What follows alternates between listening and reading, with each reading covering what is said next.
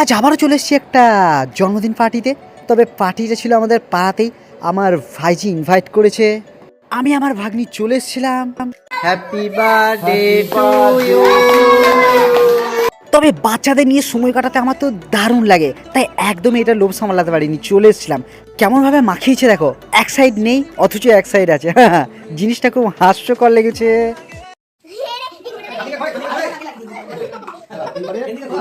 এই দেখো আমার ছোট্ট কিউট ভাইজি আমাকে খাইয়ে দিল। আরে এরকম সম্পর্কতে আমি সবসময় বাধা পড়তে চাই, আমি একদমই এগুলো থেকে দূরে সরতে চাই না। তোমরা ঝাটাকসে আমার ভাইজিকে আশীর্বাদ করে দিও, সে যেন বড় হয়ে একজন সুন্দর আর ভালো মনের মানুষ হতে পারে। এখানে ভাইজি সহ সবাই করছিল ডান্স, আর এখানে ছিল তার বাবা মা। মিষ্টি তো মুখে নিয়ে নিয়েছে কিন্তু মুখটা নাড়তেই পারছে না। ভাইজির ডান্স থেকে আজকে মিনি ব্লগ শেষ করলাম।